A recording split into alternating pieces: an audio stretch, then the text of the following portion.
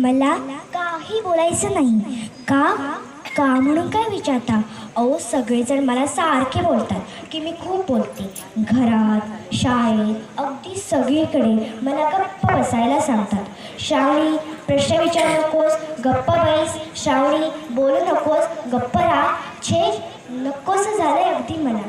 मला सांगा, मी लहान आहे ना. कित्येक व्यक्ती, वस्तू मला माहीत नसतात. जर मी हे का, ते का, असं का, तसं का म्हणून प्रश्न विचारले तर बिघडले कोठे? आई म्हणते, तुला खूपच प्रश्न विचारतेस. आजी आजोबा पण म्हणतात, तुला खूपच प्रश्न विचारतेस. मला सांगा, हे सतत कामात मग्न असतात. आई व बाबा ऑफिसच्या कामात, आजोबा पण त्यांच्या मित्रांशी तासनतास बोलतात. आजी पण त्याच्या भजनाच्या मैत्रिणींशी गप्पा मारते. मग फक्त मीच बोलायचं नाही का म्हणून? परवा काय झालं, आमच्या वेळी आम्हाला सकाळपासून शिकवत होत्या, आमच्याशी बोलत होत्या. मी एकदा मैत्रिणीशी बोलले की मला किती ओरडल्या. का गं श्रावणी बोलतेस वर्गात, जरा गप्प बैस. मग मी पण चिडले आणि म्हटलं बाईंना, बाई सकाळपासून आमच्याशी एवढं बोलताय तुम्ही, मी तर एकदाच बोलले अक्षराशी.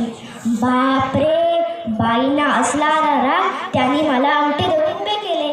मला सांगा, यात माझे काय चुकले? जाऊ दे. मी आईला प्रश्न विचारले, आई वीट आलाय म्हणजे काय गं? मला तुमचा वीट आलाय असं शेजारच्या काकांना म्हणत होत्या. नसत्या चौकशा करू नकोस, आईने सांगितलं. परवा काय झालं, मामीचे पोट दुखत होते. मी आईला विचारलं, मामीचे पोट का दुखते? ती म्हणाली, तिला बाळ होणार आहे, ते हल्लं की तिचे पोट दुखते. समोरच्या आजी आईला म्हणत होत्या, वहिनी रात्रभर झोप नाही, पोट दुखत होते माझे. मग मी पटकन म्हणाले, आजी तुझ्या पोटात पण बाळ आहे ना, ते हल्लं की तुझे पोट दुखते. त्याचबरोबर आईने माझ्या पाठीत धपाटा घातला. कागागावपणा करते जिथं तिथं.